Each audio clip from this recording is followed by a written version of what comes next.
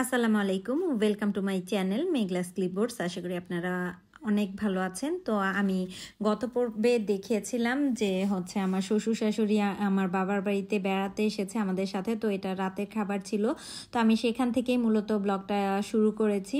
তো সকালে আসলে আমরা নাস্তা করেছি, সেটা আর ভিডিও করা হয়নি। তো এখানে হচ্ছে আজকে মাটির চুলায় রান্নাবান্না হচ্ছে। তো আমার বোন হচ্ছে রান্না করছে। তো মাটির চুলায় সব ধরনের রান্নাবান্না করে নিয়েছে, আর ঘরে শুধু কাবাবটা ভেজে নেওয়া হচ্ছিল। তো সেটাই আমি একটু রেকর্ড করেছি, যদিও সব রান্নাবান্না রেকর্ড করা হয়নি।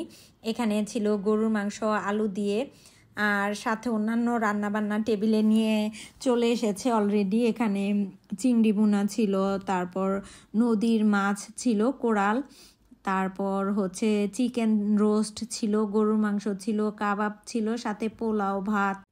ঠান্ডায় আসলে সবাই জমে যাচ্ছিলাম। শীতের মধ্যে আসলে সবাই মিলে একসাথে খাওয়া দাওয়া করা কিংবা সবাই মিলে একসাথে হওয়াটা অনেক মজার একটা বিষয়। ছোটবেলায় যখন ডিসেম্বর মাস আসতো আমরা সবাই এত বেশি আনন্দিত থাকতাম যে সবাই একসাথে হতে পারবো এটা ভেবে। তো বিকেলের দিকে হচ্ছে আমার চাচিকে বলেছিলাম যে চুলায় যখন চাল ভাজা হবে আমাকে যাতে একটু ডাক দেয়, কারণ হচ্ছে আমার এই চাল ভাজাটা খুবই পছন্দ। এটা মূলত চুলায় তেল দিয়ে মোটা চাল দিয়ে ভাজা হয়, আর এই চাল ভাজাটা খেতে অনেক মজার লাগে। তো কিভাবে ভাজে সেটা আসলে আমি পারি না, সেজন্যই মূলত আমি কাকিকে বলেছিলাম। তো উনি আমাকে ভাজার সময় ডাক দিয়ে দেখাচ্ছিল যে উনি আসলে কিভাবে ভাজেন। তো আসলে দেখতে খুবই ভালো লাগছিল, চালগুলো যখন ফুটছিল একদম যেন মুড়ির মতো হয়ে যাচ্ছিল। তো এই চাল ভাজাটা পেঁয়াজ কাঁচামরিচ দিয়ে মেখে খেতে অসম্ভব মজার লাগে। কার কার ভালো লাগে তারা কিন্তু কমেন্ট করে জানাতে পারেন। আমার তো অসম্ভব পছন্দের একটা খাবার, বিশেষ করে সন্ধ্যায় শীতের দিনে এই চাল ভাজাটা বেশি করে ঝাল দিয়ে মেখে খেতে ভালো লাগে।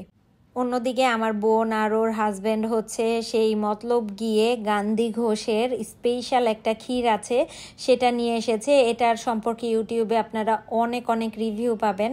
তো এটা কিন্তু আমাদের এলাকার খুবই জনপ্রিয় একটা খাবার। তো সেটাই আনতে গিয়েছিল। তো ওরা গরম গরম নিয়ে এসেছে, একদম গরম, যখন চুলা থেকে নামিয়েছে তখনই ওরা সেখান থেকে নিয়ে এসেছে। যেহেতু গরম নিয়ে এসেছে তাই কিছুটা নরম অবস্থায় ছিল, আর যদি একটু ঠান্ডা হয় সেক্ষেত্রে এই ক্ষীরটা একদম জমে যায়।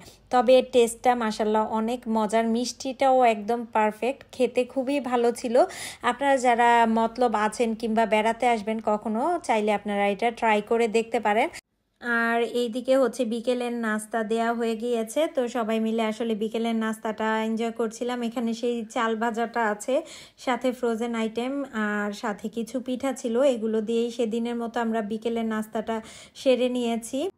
সেদিনের মতো আর কোনো ক্লিপস নেওয়া হয়নি। আর সকালে আমরা হচ্ছে নাস্তার পরে রোদে বসে হচ্ছে সবাই মিলে ফল খেয়ে নিয়েছিলাম। তো আজকের ব্লগটা আমি এতটুকুই রাখলাম। আশা করি আপনাদের সবার ভালো লেগেছে। ভালো লাগলে অবশ্যই কিন্তু কমেন্ট করে জানাতে ভুলবেন না আপনাদের কাছে কেমন লেগেছে। তো আজকে এই পর্যন্তই, আল্লাহ হাফেজ।